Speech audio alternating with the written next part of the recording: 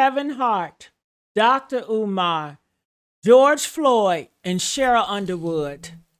They sacrificed them, y'all, on Mother's Day. For what? A white laughter? And Kevin Hart, when I tell you, he held the freaking blade.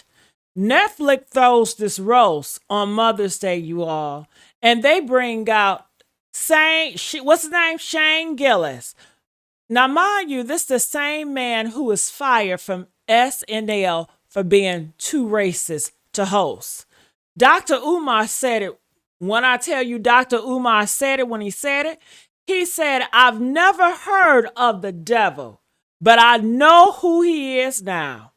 I've never heard of the devil, but I know who he is now. And when I tell you that right there, this guy called it a celebration of Black excellence. No, man, this was a celebration of Black humiliation. That's what this was. And Kevin Hart, he handed him the microphone, grinning like happy little slave who just got promoted to a house nigga. That's what that was about. But Dr. Umar, he told us, he said, my phone blew up on Instagram. His phone blew up on WhatsApp. Emails was blowing up. He said everything was blowing up. Everybody was screaming. They were saying, did you see this yet? Did you see this? And he said he sat there for 2 hours and 45 minutes and watched that shit. He said he had his notebook out. He had his pen. And honey, he was just looking. And what he found, he said this was not a roast, y'all. Dr. Umar said this was not a roast. He said it. This was a ritual. Let me tell y'all, Sheryl Underwood was the lamb, and Kevin Hart led her to the damn altar. And 17 white writers, 17 white men Netflix hired, held the blade, okay? And honey, they tested us first. That's what he said. They wanted to see how broken we are, how desperate we are to laugh to our own death. Shane Gillis said, and I quote, George Floyd is looking up at us and laughing so hard that he can't breathe. A Black man murdered on camera, crying for his mama, and they made it a punchline? This ain't right, y'all. This ain't right. On Mother's Day, while Black mamas watch, while Black kids watch, and Kevin Hart, a Black father, he sat there and he laughed at this shit and grinned and grinned and grinned while they just dance on a dead nigga's grave. This ain't comedy, y'all. This is a lynching humor. This the same shit they printed in the newspapers when they burned us up alive and sold postcards of our bodies. It's the same. And Kevin Hart, he just co-signed it. He lent his Black face to white supremacy greatest hit tours. They started with George Floyd. They joked about a dead Black man and nobody walked out. I was shocked. Nobody was walking out. Kevin didn't stop that shit. Mr. Green, okay, Draymond, he didn't grab the mic. So they let that shit just keep going. And when I tell you, they just went deeper and deeper into our women, into our mothers, into our damn dignity, y'all. Kevin Hart let them test the waters with a dead nigga. And then when we didn't drown them, when we sat there like broken animals, they said, all right, they'll take anything now. Let's give them to them all. And that's what they did. They took us through there. Took us through there. When I tell you they unloaded on Sheryl Underwood, prayers for that woman. Oh my God. Shane says Cheryl's husband unalived Sudi Sadi, unalived himself. Obviously, Black does crack because he jumped off an effing roof. I say that again. He said Cheryl's husband unalived himself. Obviously, Black does crack because he jumped off a effing roof. Her husband died, jumped to his death, and they made a punchline not once, repeatedly, all night. Don't show Cheryl's husband the State Warriors logo. He might want to jump off the Golden Gate Bridge. Don't show Cheryl's husband the Golden State Warriors logo. He might want to jump off the Golden Gate Bridge. That's not comedy. That's terrorism. That's torturing a grieving widow for white entertainment. Jeff, bald-headed devil ass, said, Sheryl, you look like the donkey from Shrek. He told her in front of everybody, Sheryl, you look like the donkey from Shrek. Then said her pronouns are he-ha, he-ha, to a black woman on Mother's Day. Told that black woman, you look like a donkey from Shrek, and said your pronouns is he-ha, he-ha. They're around here right now calling Michelle Obama a man. Y'all don't see the play? Honey, they called her one of the King's comedy. There they go again, calling her a man. They love calling black women men. Said she could play Kevin Hart's dad in a movie. Said Sheryl is so black, he had to bring Mr. Green to color balance their cameras because she's so black. Ooh, and this is the white man. Said she looked like somebody made a wish for a puddle of mud to come to life. He said, that white man said, she looks like somebody made a wish for a puddle of mud to come to life. Nasty mud to come alive, and that's how dark she is. And the worst one, and I need you guys to feel this shit in y'all gut. They said, Sheryl, you look like a grape Laffy Taffy that went through the dryer, your hair, that purple outfit. You look like your own Pussy. Sheryl, you look like a grape Laffy Taffy that went through the dryer. Your hair, your purple outfit, you look like your own Pussy. On Netflix, on Mother's Day, in front of millions. And Kevin Hart, a black man, the nigga who brought her here, just sat there and laughed. Where was your backbone, Kevin? Where is your effing soul, man? It wasn't Sheryl. They called. It was not just Sheryl.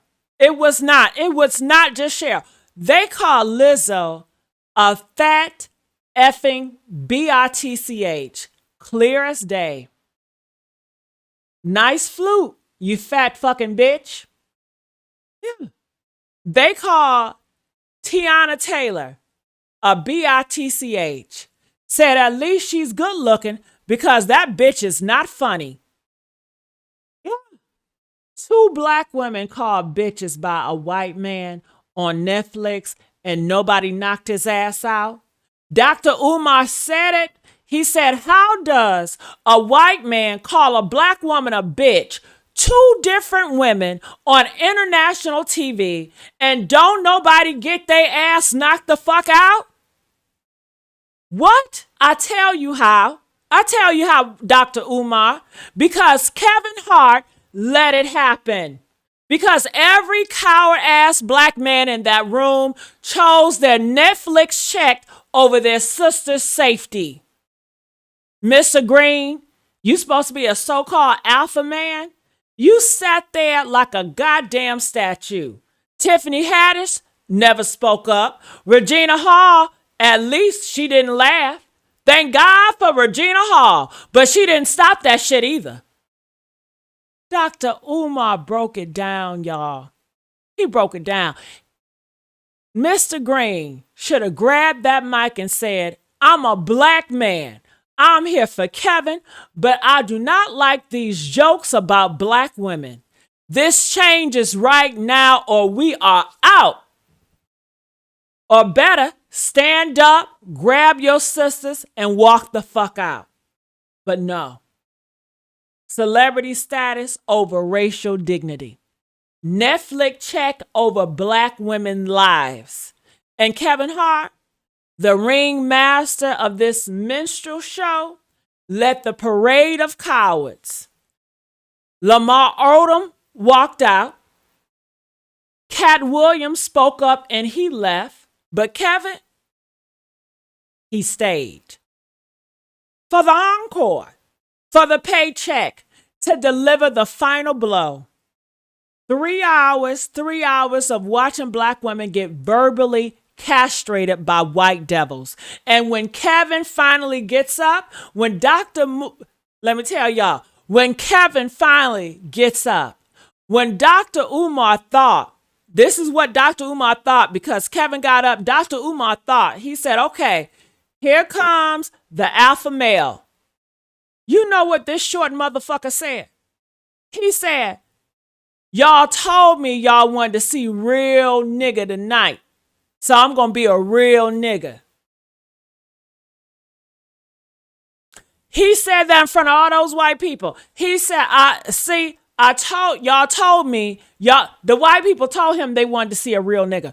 And Kevin Hart got in front of them people, talking about some, yeah, y'all said y'all wanted to see a real nigga tonight, so I'm going to be a real nigga. No, you don't say nigga around Caucasians. You don't do that. You don't license them to use our word. You don't perform coonery for their amusement, nigga. But it gets worse, y'all. Kevin said, I'm not going to let y'all disrespect my black queens, my black sisters. At this point, Dr. Umar thought he was about to clap back. He thought Kevin would say, y'all went too far on these women. Instead, Kevin Hart looked at Regina Hall, Lizzo, Tiffany Haddish, Sheryl Underwood, women who just sat there for 3 hours of hell already. And this is what he said to them. None of these women have a man. They a bunch of lonely black bitches. Are you kidding me? Are you kidding me? They just got humiliated by white supremacy. Jokes about sooty sighties, bodies, blackness, and you, Kevin Hart, their brother, you throw them under the bus too? You throw their ass under the bus too? You co-sign. You co-signed this shit too, and you invited them to the lynching. They are here for you. You did this. Kevin Hart didn't defend black women. He finished them off. That's not comedy. That's not a real nigga. That is a career coon. A professional minstrel who sold out his sisters out for a Netflix check and a laugh from the white people. Dr. Umar was heartbroken. Dr. Umar was heartbroken. He said, I am furious. And you should be terrified, y'all. All of us need to be terrified. Because if Kevin Hart, one of the biggest black stars on earth, will sacrifice his own sisters for white approval, what won't these niggas do to you? Huh? What won't they sell? What won't they trade? Your dignity, your children, your life? They already did. They already sold George Floyd. They already sold Sheryl Underwood. They're coming for y'all next. They're coming for us. And this was designed. This was designed. Dr. Umar found out 17 white men hired by Netflix to write these jokes. 17 sat in a room and crafted racial humiliations about black people. From 1830 to 1930, white people dressed in blackface. Did y'all know that?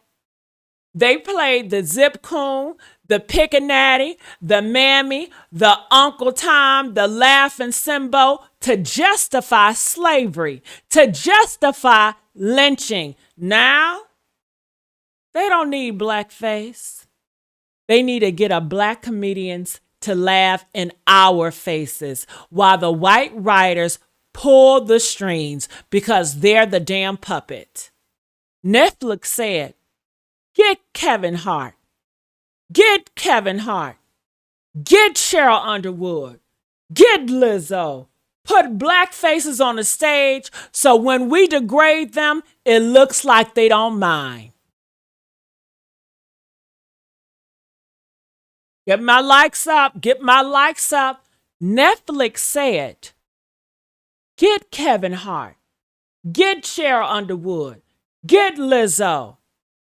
Put black faces on that stage so when we degrade them, it looks like they don't mind. No, we mind. We rage, and Kevin Hart, you were the bait. You dragged our sisters into that trap, then you helped close the damn cage. And the payoff? After they lynched Sheryl for 3 hours, after jokes about her dead husband, Netflix gave her a comedy special produced by Kevin Hart. Humiliation ritual, then the payoff. Break you down, pay you off, keep you quiet. All money ain't good money, y'all, but Kevin Hart took it anyway. Like always. Honey, he brokered the deal. He traded her dignity for dollars and smiled while he did it. Dr. Umar gave them the one pass, one Mother's Day pass. If it happens again, he'll counsel them. Nah, Dr. Umar, I'm not with you on that one, bruh. Nah, I ain't giving out no passes. Not for 3 hours of lynching. Not for selling our black women on international TV. Not for calling our sisters lonely black bitches after white devils called them fat bitches and puddles of mud. There is no pass for no treason. That is treason. No. Oops, my bad. For clownery at this level? Oh, no. Kevin Hart knew. He saw Sheryl dying in the inside. He heard George Floyd joke. He watched Lizzo get called a fat bitch. He witnessed the sooty-soddy humiliations, and he chose to pile on instead of standing up. That's not a mistake. That's a choice. And those choices have consequences. So here, what do we do? What do we do now, y'all? And listen, because our life depends on this. Unfollow his ass, unfollow Kevin Hart, every platform, every account. Let his numbers drop. Let him feel what happened when you betrayed the community that made you, motherfucker. Boycott the damn movies, ride along 99 or whatever the fuck he's doing next. No, not one dime, not one ticket, not one damn stream. Tag his ass under every post. Kevin Hart sold his soul. Kevin Hart is a minstrel. Kevin Hart called black women lonely bitches on Netflix. Let that follow him. Every interview, every red carpet, every fake ass smile, and the Netflix. Cancel your goddamn subscriptions. I don't give a fuck about the Stranger Things. Cancel that shit. Hit them in their goddamn pockets. That's the only language they understand. Dr. Umar said, Tyler Perry and Oprah need a black flicks. And yes, We need our own platform, our own comedy, our own spaces where black women are protected and not prostituted for white laughter. Because this, what happens on that stage, this is what they want. They want us broken. They want us safe, self-harming. They want us laughing at our own, degrading ourselves just so they can justify doing it everywhere else. Jobs, housings, policing, education. Do you get what I'm saying? It starts in Hollywood. It starts on the shows. Then they start doing it everywhere else. They push it out like it's a belief or religion. This is how they are. This is how they operate. This is how you deal with them. At your jobs, at your housings, policing, education. If they can make us laugh at a puddle of mud and can't breathe, then they can make the world believe we deserve whatever mister they serve us. We deserve it. That's what they want to push. And Kevin Hart helped them do it. He normalized it. He performed the final. He performed the damn finale. Yes, he did. He performed. He is dead. He is dead to the honey static media.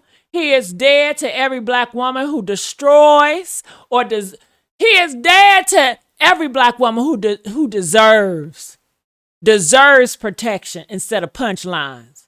And I'm sorry, sometimes I can be so emotional, I mess up my words. Dr. Umar spoke for 3 hours. I could speak for 30, but I'll close with this.